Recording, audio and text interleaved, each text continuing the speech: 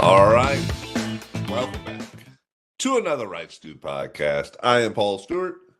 And I am Brand Wright, and it is Monday, and it's time to get going for this week, man. Did you This go with week. the short eye? Sound like you went with the short eye under it. Brendan Wright. You just Oh, bu- not just buzzed intentionally. to it? Well, a lot of times when I do like voice to text, it spells it Byron. I like Brian to be two syllables. Sometimes I do Brian. It's really, you can go either way. I answer to both in other words as Brian. well. Right. Yeah, that's man. So speaking of some dialect and language, my son actually has a ball game today in Ramsar. Shut your mouth. We're heading to Ramsar, buddy. We're playing, I think at East Randolph. I'm not sure where, but we're playing in Ramsar. I know that. So Ramsur is the correct Ramsar. Sorry, pronunciation. my bad. Just since you're going, I want you to be educated. Okay, I appreciate it. Eastern Randolph. It's Eastern, not just East Randolph. Eastern Randolph. I'm So I learning. just want you to know. It'll be interesting. I've heard various things. Obviously, I've got good buddies. Shout out to Morgan Fraser. He still is very involved with a lot of youth baseball. His son plays down there, and I think there's a handful of players. Obviously, the population just not as dense as here, but still some really good players. Yeah, I just confirmed we're at Eastern Randolph High School. Oh, no kidding. So, hey, 1998 state champions. If you, I'll take a picture when I get there. I'll throw it on. I don't think the sign. I don't even think they redid the sign, Paulie. It's been really disappointing since I've left. It's all been downhill. I think they won a state championship with softball or something, and so that's kind of. But Grady Lawson Field, I would imagine. That is awesome. What time do y'all play? 5:00 start. 5:00. I might get a couple of buddies to come down there and yell at you. Dude, hey, do some hooting and hollering, man. Do some hooting and hollering. Let me know what it's all about out there. So, Brian, we've been talking a lot about the men's basketball tournament, but there's also a women's basketball tournament going on. I've heard ESPN is promoting it hard. It's hard to turn on ESPN without seeing it. Yeah, and for the longest time, the women's tournament is very, very chalk. Right, very, very few upsets, and I've been checking the scores. I've not been following it very closely, to be fair, right? And, watching the Wolfpack of NC State, but the scores. Have you seen any of the scores from the first couple rounds, Brian? I feel like they've been close. I know South Carolina actually had a close game, and they've been really good, but I have not outside of that. No. The really high seeds playing the really low seeds. Let me just give you a few here. University of Southern Cal played UNC Greensboro here locally. Southern Cal won 71-25. It's not close. That seems like a bad high school game. Number 1, Texas played William and Mary, 105-61. UConn beat Arkansas State, 103-34. LSU beat San Diego State, 103-48. Feels like the women's game, Paulie, could just be 32 teams or 48 teams or something less.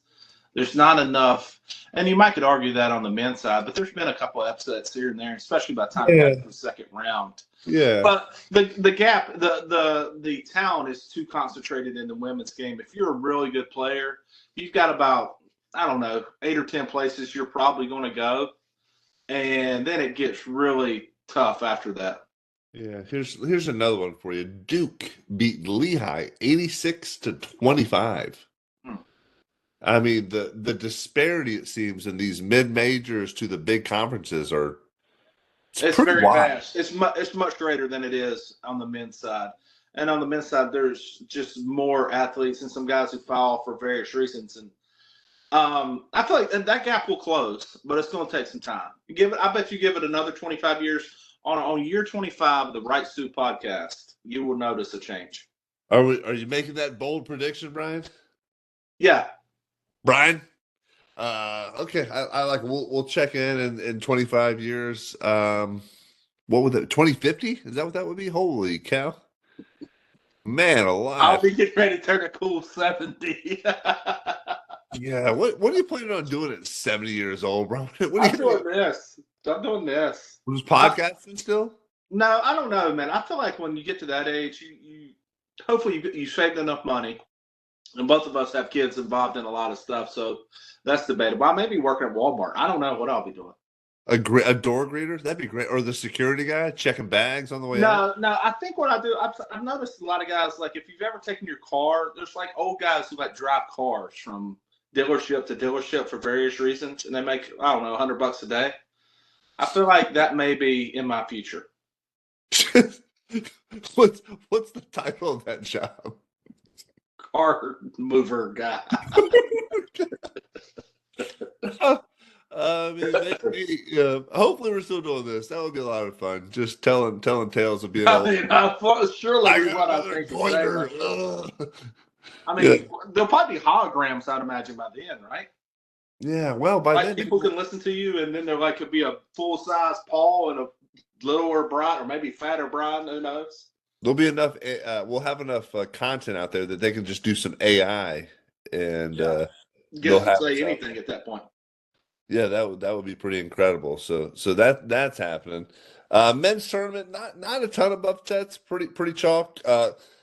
Here in Raleigh, big news. We broke it. Will Wade, kind of broke it. We said it early on, but Will Wade officially coming to NC State.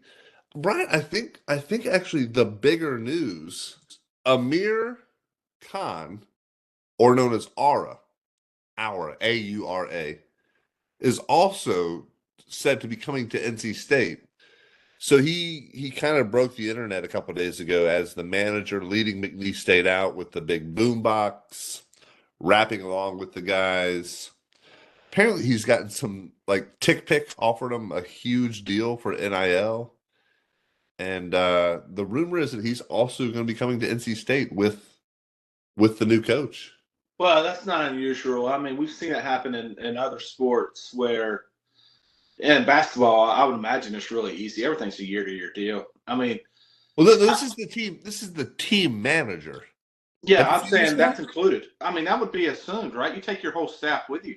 No, Take this is your whole like a staff kid. with This you. is like a kid, though. This isn't like Yeah, a yeah, kid. for sure. Though, if you're able to make money and he puts you in a position where you feel power, like I saw a team manager for Florida, I think it was. I don't want to say the wrong team, but he was a team manager for 3 years. Then they put him on the team, scored some points recently, and so that's a pretty cool type situation. But I would imagine team managers, you become a part of the staff almost. And if you're good at it, I mean, think about your clubbies. And if you Yeah. had good clubbies, like the good ones you had, if you could have took them with you, and the bad ones, Yeah. I think you'd have taken them with you if you could have.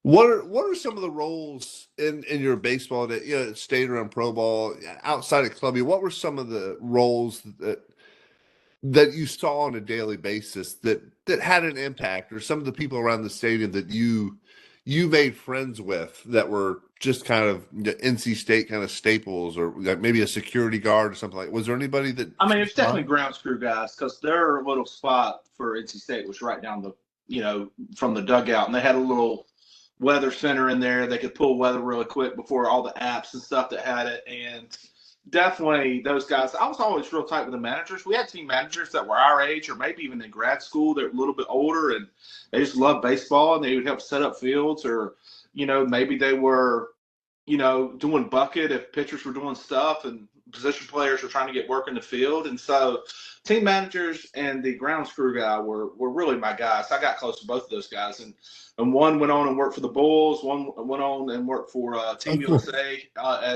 And so those are the guys that I kicked it with. Security guard. There was a security guard. And matter of fact, dude, we went back. Called him Red. We went back. He looked like he was 75 years old 25 years ago or 20 years ago.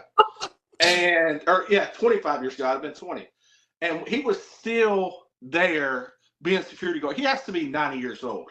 Red does. Is he really securing anything? Do you think he's? I mean, he's the guy who wears a yellow coat and so like walks around like, "Hey, you can't go in here." And I didn't see him the last time, so maybe he finally retired. But he had to have put in a good 40 years. I mean, he had been there I'm pretty sure since Esposito in the early '80s or late '70s. Yeah.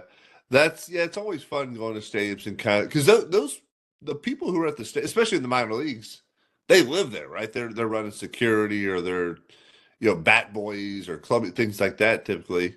I remember Pawtucket, nice, really nice guy, kind of worked the door into our clubhouse. Since it's John Rosinski, he invited my wife and I over for lunch one day, so we went over and met them. He had a really cool kind of collection of memorabilia and things that signed by different Pawtucket players and visitors. That was pretty neat.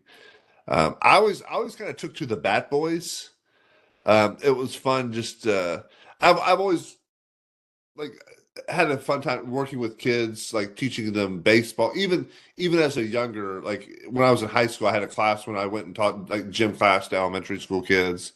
So I've always just enjoyed kind of working with kids, and they were just kind of fun to mess with because they're like 12, 13, kind of that age when they're still trying to figure things out. And I remember we had one in Ogden. We called him Snacks. He was a little portly, so kind of a proper nickname. Yeah. We had one, and man, we didn't mess with him a ton. He was young, maybe a little too young to be hearing the conversations that were happening in Yeah. ours, and so you probably were a better person to the boys. It wouldn't have been a good influence. I wouldn't have wanted my son in there at 12, 13. No, definitely not. No. The language was definitely not PG or PG-13. It was Yeah. R or maybe something beyond R at times. Yeah. I think that there's probably a lot of profanity, but I don't think there wasn't any like crude stories. I mean, pretty much guys are talking about the ball game and stuff like that in the dugout, at least. Clubhouse is probably a different story, but You were probably with a different group of guys, probably. You were probably with better people than I was. I don't know. It's the clubhouse, the dugout. Because it got pretty real at times, and you would hear stories like you have guys come in, especially back in the day, man. I mean, guys may have been boozing the night before. Definitely had a story that involved something about something about something. It definitely wasn't baseball related. Yeah, maybe I just don't recall that well. But you were married so early, dude. So you were just laser focused in love. But I do remember, the bat was always fun to kind of goof with and kind of have fun with, that sort of thing. We had my last year. I think we had two guys. I think one was a bat boy we called a meatball, and we had another guy who was always around. I think he was like assistant to the clubby, his name was Jesse, but we called him the Body after Jesse the Body. Makes sense. And so probably, gosh, man, getting towards like August, things were a little dry, and I was always one to kind of try to have some fun and stir it up. So the Body and Meatball were always kind of talking trash in kind of a good humor, but a little serious way, like who was more athletic, who could run faster, who could do more so I was like, hey man, we need to see a race. And I started kind of stirring the pot a little bit. And so we put together like a 40-yard dash, or maybe a 60. We probably did a 60 because it was baseball.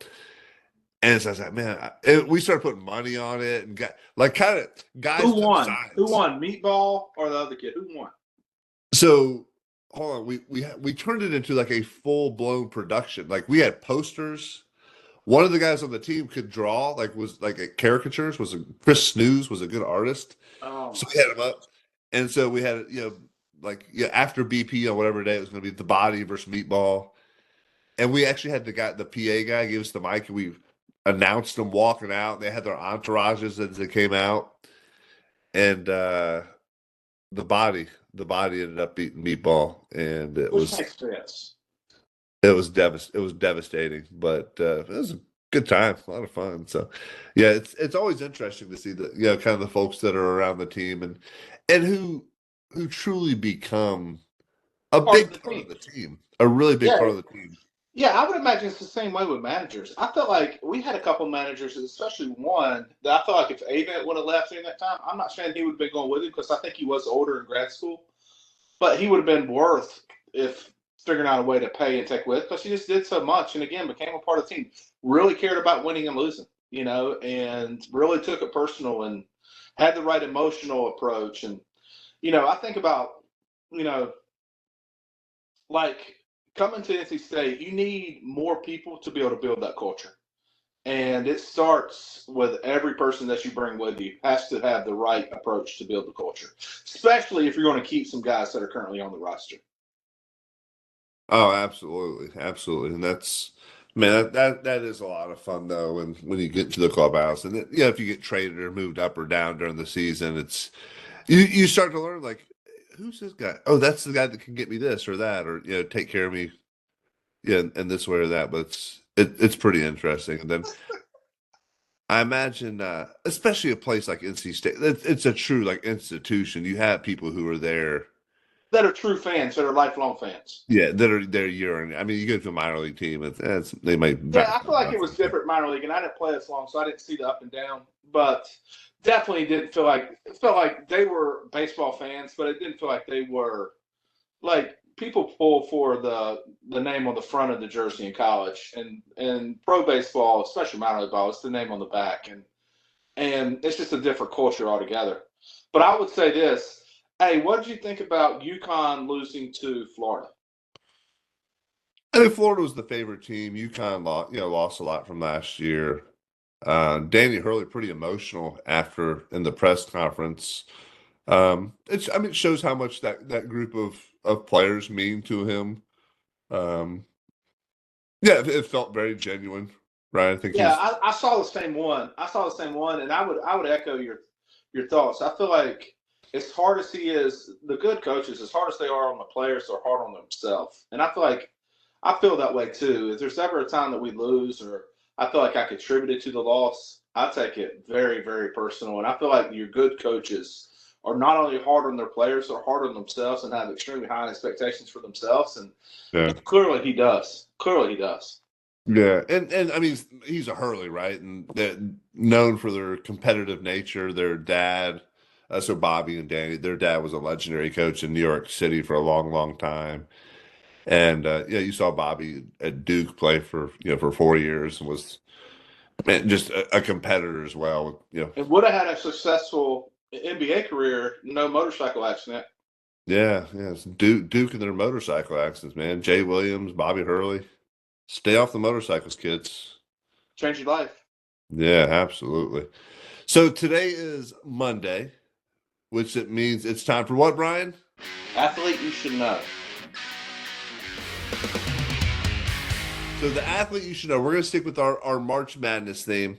And this one is, there's been a 30-30 done on them. And it's a little more known. But so this one may be for our younger audience, right? But this I think a lot of people have heard his story, but I don't know if people have heard the entirety of it. I mean, it's I don't know if people realize unless you were truly, and people that are older than us, I didn't realize, like I knew his story, but I didn't realize how dominant of a player he actually was. absolutely. So the player we're talking about today is Hank Gathers. So Hank Gathers, as Brian mentioned, was only the second player ever to lead the nation in scoring and rebounds in the same year. And this was in late 80s, early 90s. So Hank was a great basketball player, originally recruited by Southern Cal, went there for a year, transferred, and he transferred to go play with his best friend, a guy named Bo Kimball at Loyola Marymount. And so Loyola Marymount was not, clearly a big powerhouse school, but they've had Paul Westhead, who was one of the head coach actually of the Lakers, and when they won their first title in the early '80s, and they had an offense that was just running good. They were up and down, up and down, up and down, and they were scoring points, and they were setting records for scoring points, and they were unbelievable. And Hank Gathers clearly was the best player on that team. And just to echo one of the things about as far as scoring points, Paulie, some of the scores that I saw, and I think one of them was an overtime, but a college game, 140 some points. I mean, it was they were getting the ball up and down the court. Yeah, they were moving. So 1988, they had 110.3 points per game. Insane. In 1989, 112.5. And in 1990, 122.4. In a season. 120, they averaged 122.4 points per game. I mean, dude, that's incredible. So Hank Gathers was a big part of that, and but unfortunately, Hank Gathers had a heart condition, and they found out he had a heart condition, and he missed some time. They found some medication, and over time, he slowly started, kind of lowering the dosage, because he said it made him feel sluggish. He didn't feel like himself, and that sort of thing. And then, just very tragically, one game collapsed, and a few hours later died. So it was during a West Coast conference tournament game. So they actually canceled the whole tournament, and because Loyola Marymount was the number one team, they got the automatic bid into the tournament. And then, I mean, it was a huge. I remember it even as a kid, because I was like 11, 12 when this was going on. Man, it was all anybody could talk about, because Hank Gatherson and Bo Kimball were. I mean, they're killing it, man. They were leading the game every Well, game. Hank was going to be the next NBA guy who was going to have He that was, career yeah, he like was going to be a Magic. lottery pick, and, Yeah, and he actually that senior year played against Shaquille O'Neal, and Shaq was a freshman, but just like put put it on him, right? Like, and yeah. again, Shaq wasn't who he turned out to be, but Hank Gathers was a man, and kind of put it on Shaq a little bit. But they played a big full court press, and they were turning the ball over a lot and just getting into the rim. So Did anyway, you read? Hey, real quick. Did you read, Paulie, whenever you were doing your research? I was reading, not so you shared it with me, and we were talking about it. Like Danny, the cardiologist, he was kind of pulling himself lower on lower. They were talking about putting him on yeah, lower dosages, and then they think maybe towards the end he had taken himself completely off the medicine on game yeah, yeah, days. I yeah. mean, just insane. And obviously, there's been some of these events going forward where people have had similar things and ended people's careers and done different things. And literally, when he collapsed after the first time, he didn't die the first time, and I think he only missed 2 games, They just right? missed a Which is couple games. Yeah, insane. Yeah, now you would be done for the year for sure, they and would take care of you. probably. Yeah. So as good as Gathers was at everything, he was really bad at free throw shooting, to the point where he was right-handed, started shooting free throws left-handed, and actually did a little better that way. And so again, he passed away. Loyola Marymount goes to the tournament. And so his best friend was Bo Kimball on the team. And to honor Hank, he would shoot the first free throw of every game left-handed. And I watched a little bit of video this week on it and saw that. Dude, I was getting choked up watching him just shoot that free throw, just knowing what that means, and having played with guys who meant that much to me, right? And just thinking about how much that must have impacted him, and especially at that early 20s. That's just, man, I can't imagine what his best friend, and then his teammates, and again, all the people we just talked about, the support staff, and what he must have meant to all of them, and just not having him around, right? So really tragic, but certainly somebody we wanted to bring up and share, especially as we're in March Madness. And Loyola Marymount actually went on a pretty big run, made it to the Elite Eight that year, and then ended up losing to eventual national champion UNLV, and that's when UNLV was on a big heater right there as well, with some really great teams. But so if you've got time today or this week, go check out the 30 for 30, or maybe some other YouTube videos on Hank Gathers, Bo Kimball, Loyola Marymount from the late 80s, early 90s. It's really fascinating, and man, heartbreaking, heartwarming. I don't know what it is, but it's something, man. It'll tug at your heartstrings for sure. Yeah, no question, no question. Yeah, so well, we appreciate y'all listening. We do have something kind of fun and different coming up for us. This Wednesday, we will have a special episode. Brian and I were able to interview Mr. Ben Orlando. Brian, tell us who Ben Orlando is. Well, he is a podcaster, author, Instagram semi-famous, but really interesting guy. He feels like Paul's nerdum, if that's the word, kind of on steroids. Where he's got this nice little podcast voice, really kind of an interesting guy. Probably I don't know. A lot of us probably knew people like this growing up, and you kind of were around it. Didn't really play baseball in high school, but he tells some really good inside of baseball stories and kind of gets to the why, the how, what's a story kind of reported the way reality was. And he does a really good job of kind of telling the story beyond the story. Yeah.